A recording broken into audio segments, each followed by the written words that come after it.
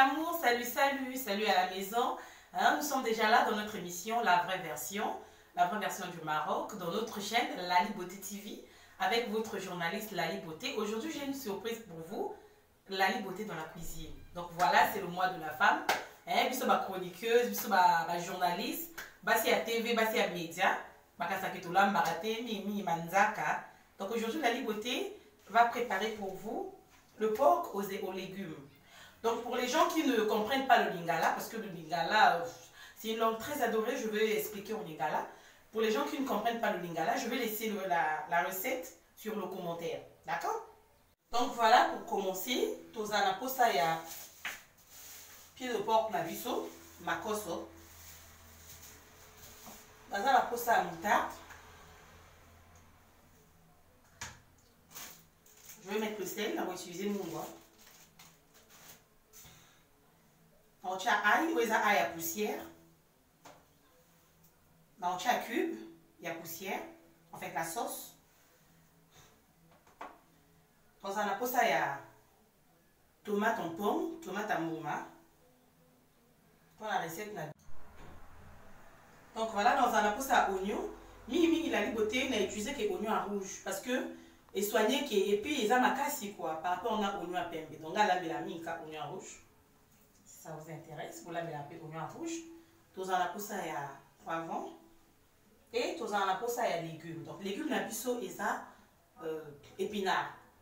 Voilà, donc. Sans oublier, tous en apôtre, à l'huile. Parce que ça, ma cosso sauté, na épinards. Donc, tous en apôtre, à l'huile. Donc, sans plus tarder, on va déjà.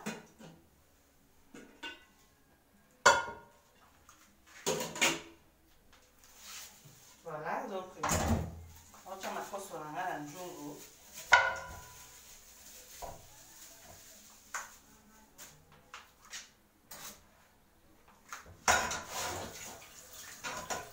On a sokoli ma cosse en anglais, on a sokoli yango.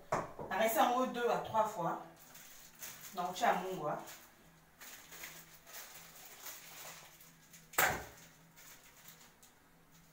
Ça dépend de la quantité habillée aux olambes. Donc, si au timou est belé, il est qui? On dit bon, il y a timou à militaire.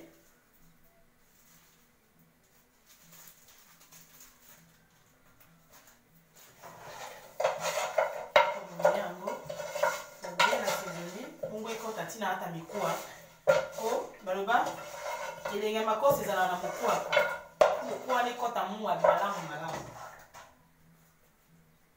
na otia cube na otia on ail et à poussière de la scène dans le début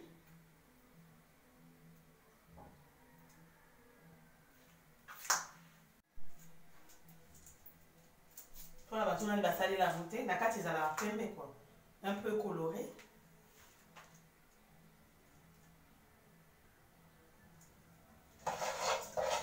Balusi.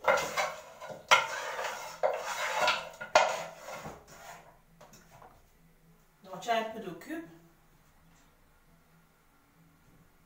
Au chaque cube par rapport à la quantité à moussunao.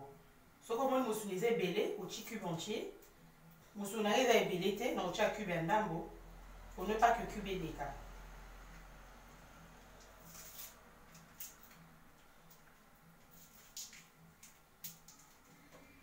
On est na chiku ndabo.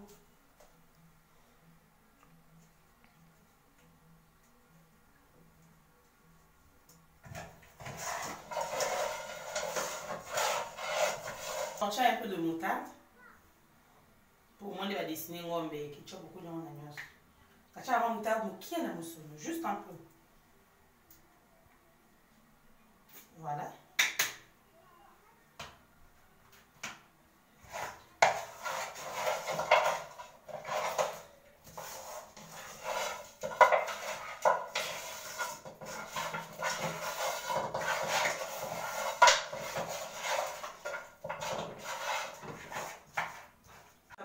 Moutarde, donc tiens moi maï moké.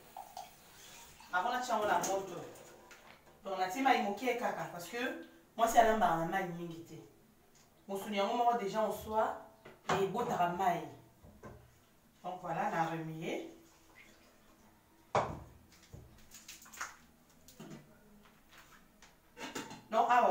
kuchango na moto. Première étape, na sokoli makoso nanga. Nati na njungu, nati mungwa, nati ail ya poussière, nati cube, nati ndamba moutarde, na mélanger yango, nati juste mai mokie po ezika te. Awa na muchango na kata moto. Voilà, donc il y a un mot qui peut être maï comme ça. Tant que vous avez le lemba, tout qui est à l'étape.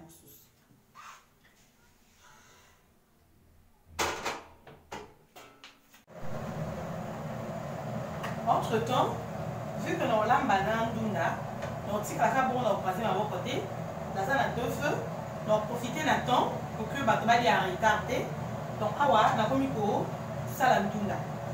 Donc la suite du jour là, la team maï.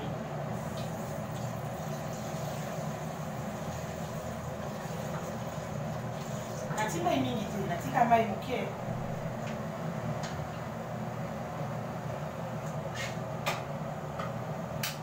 En attendant, natima ina moto parce que épinard est à la makasi. Épinard est vraiment makasi. Donc natima mai moke ya moto comme ça il toka entre temps nazo sur l'épinard nanga. Ce qui est toki na ozo épinard nanga na ucha na kata mai. Donc nazo na kosa basi. On a reçu pour la dina.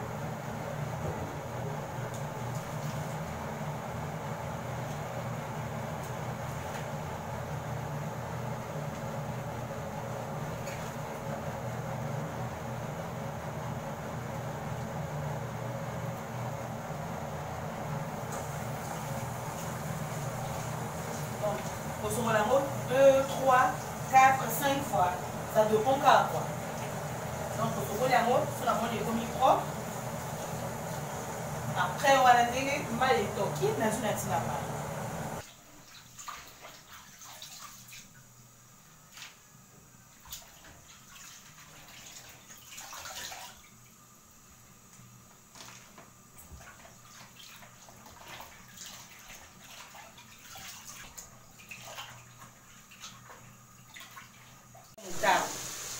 Donc ça dit moi on dirait kalingi na samai mokie pour makoso et les malamu malamu.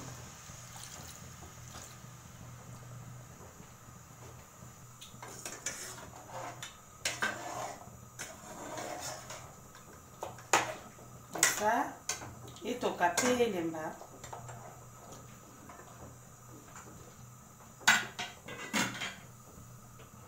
Donc tout le monde makoso na biso eza na moto eza kotoka. Tout le monde fait épinard na biso eza kotoka. Épinard ezalaka emonanaka ebele. Mais soko sokolo chi na njungo chi na moto emonanaka esute. Comme musuni na biso eza mingi te yango to chi épinard mingi te. Soko zona musuni mingi ochi pe épinard mingi. Entre temps nga okata ba saisonnement. Na komi ko sokola ba saisonnement nanga. Donc na sina sokola ki yango na sokoli isusu. Katango. Entre temps, ma koso nanga eza kotoka. Ndumba nanga pe épinard nanga na moto eza kotoka. Ndeka na lobaki ça dépend. Soko za na mosuni ebele, o bakisa volume ndunda ebele, o bakisa pe volume assaisonnement ebele.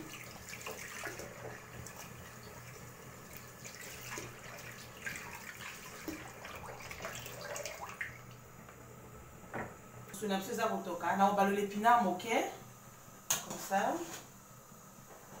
Tout le monde sait nango. Et l'embi mais liboso du collet chicken. Donc voilà, ce qui nous joue moto makasi pour aussi ma torchon.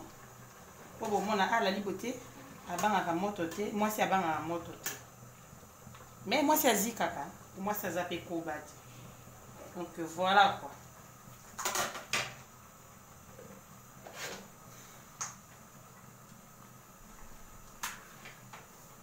Oui, on va mettre là la carte. Non, banana oignon.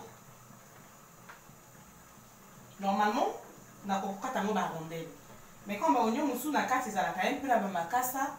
Donc, quand on a kati pour que on a ce que vous avez dans la cassa. Voilà, on a le mouille de l'eau.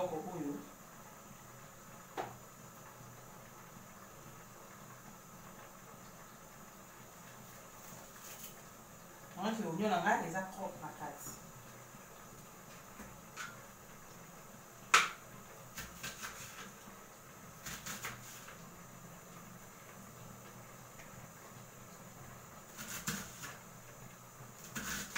okokata yango barondele okoki mpe kokata yango lokola nga na lingi boye.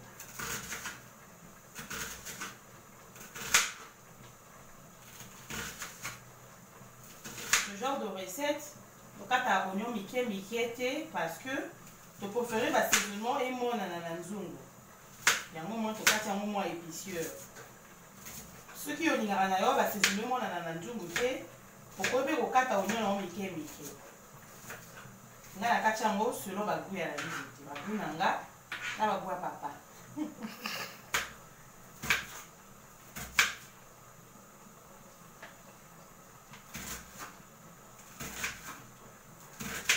Oignon oyo ya rouge esoignike tension, esoignaka vraiment tension.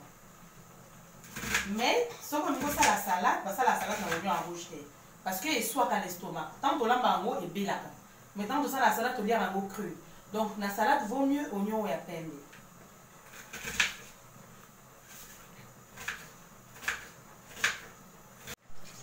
Wana nde omoni nasisi kokata oignon yango okata poivron yango okata yango barondele.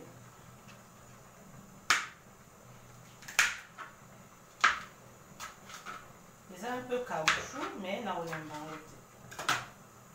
Tomoni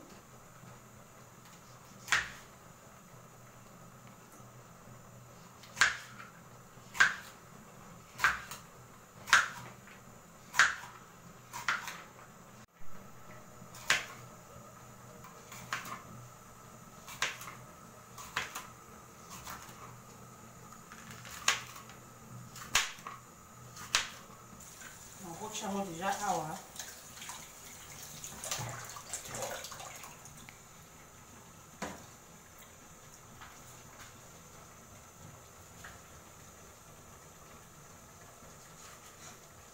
Normalement biso na Congo, je sais pas, ils à la Cameroun, ils à la Ghana, ils à la partout en fait en Afrique, tout à la Iboka.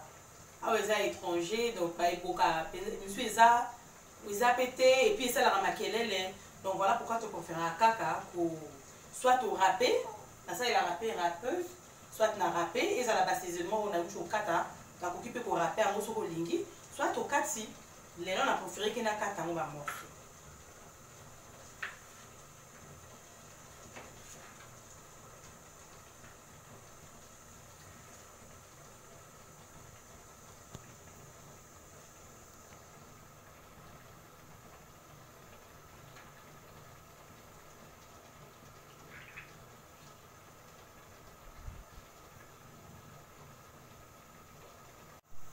Nasisi okata basaisonement nanga nakati oignon de la laxaki nakati poivron nakati tomate mboma awa namoni épinard nanga elembi na ozwa yango mpe na okata yango okapreta yango nabomi moto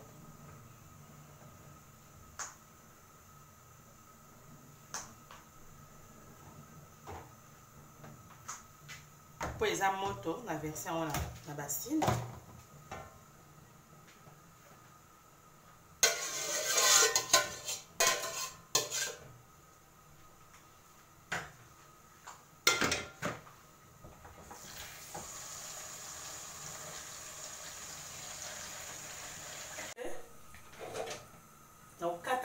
Mike mike soki vous remarquez épinard na biso ekondi nde nalobaki soki eza mobesu emonanaka ebele. Une fois que otia yango na kati ya moto etoki épinard ekondaka.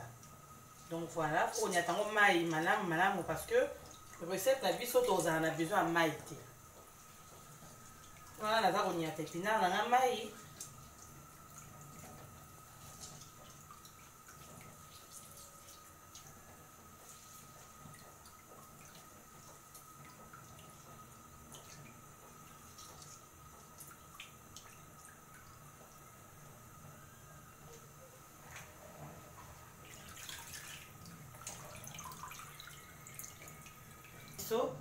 Natia yango dans le kata yango mike mike.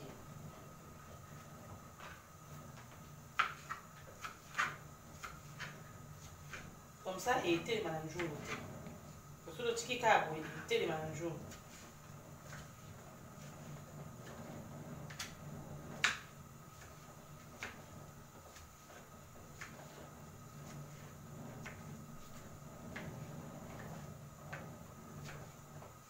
ndenge bimoke na na biso ekonzi.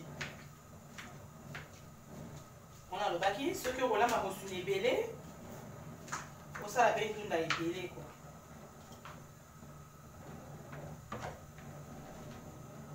On a ta peau. Voilà, et c'est là on va là.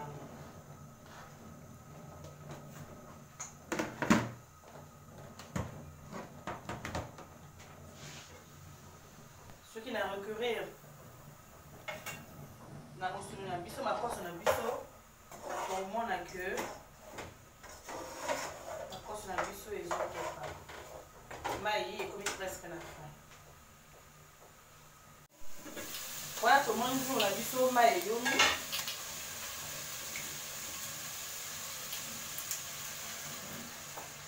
Totia l'huile. Dès la laxa qui n'a début.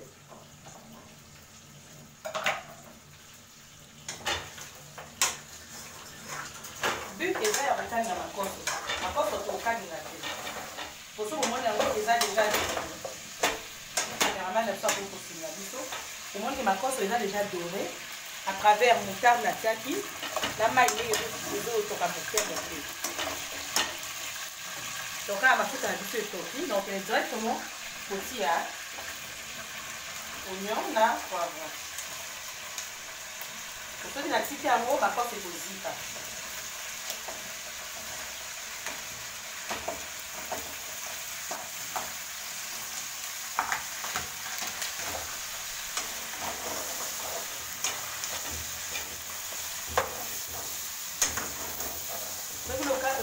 Okangi mosuni, okoki kokalinga mosuni na yo à part, okangi mpe basisonnement à part. Lokola na kokalinga mosuni na ngai te, amélanger yango directement.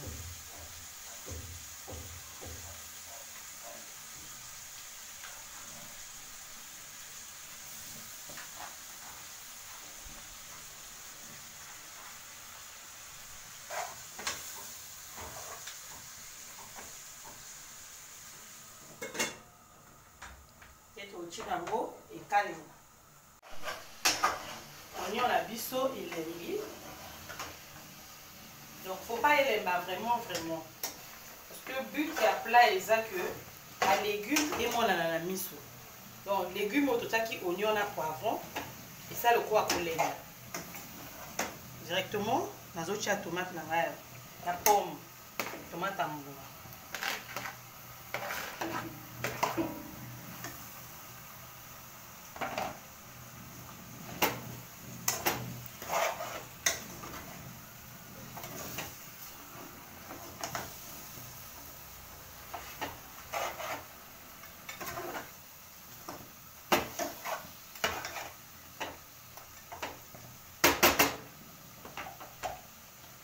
Donc, tu as un mouké makasi pour tomate lemba. Juste un peu. Comme ça, tomate lemba et bela.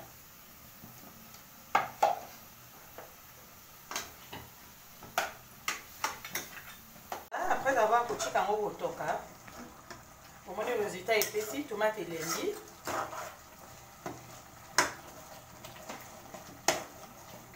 On a écrasé en haut dans ma boque la cuillère. But à maïs qui et les bisangos comme ça a été les matés. Moi je vais la tomate la biseau. On peut continuer.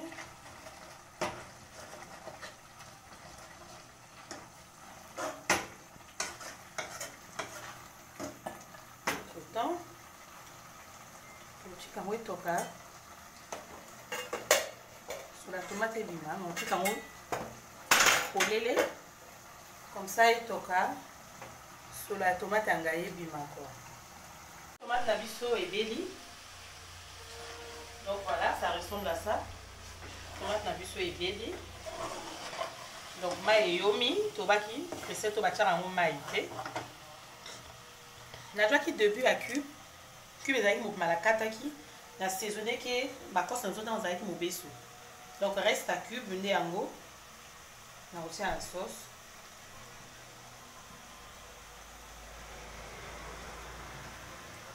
Vous voyez, ça déjà agréable à l'œil. On a un peu de poivre noir. On va aller à la un peu pimenté. On va aller au mais là, on a poivre noir. On a et colorata quoi. Et coloré que sauce nanga ils allaient vraiment rouge et qu'ils allaient un peu noir, un peu rouge. Ils allaient rouge ma casse. Et on a chi on a chi cube moitié. On a chi dans ma poivre noir. On a ici moi couleur et moi jaune. Chapé militaire parce que ça la rapidité.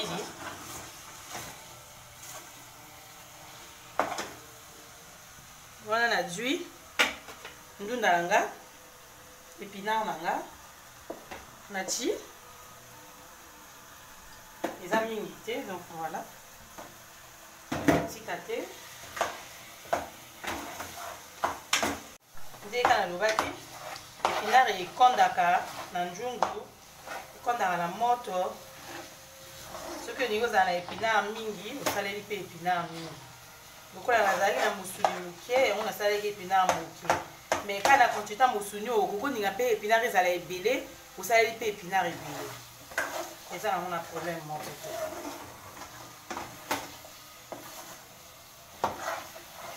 Donc là ouais, la recette n'a pas ébélé, épinard est déjà ébélé. Vu que nous avons maïté.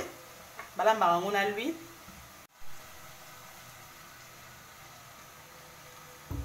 Bateau, ça a problème à santé.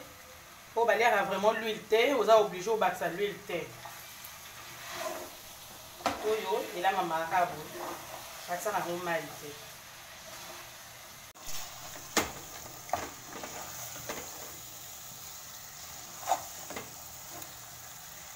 La recette n'a vu ça et belli déjà.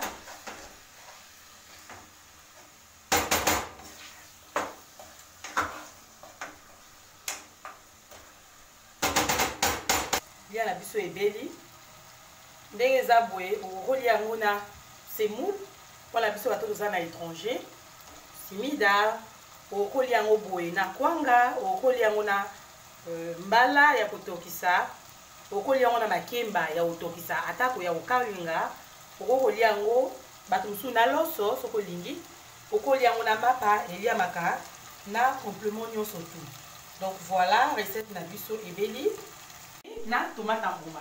Donc, et là, maman qui n'a la beauté, ou Abino, journaliste Abino, la beauté. Donc, voilà quoi. On sait que l'émission à cuisine, tu as tout ça, quand le baki auto, sala quitté, auto, le baki qui est au sala.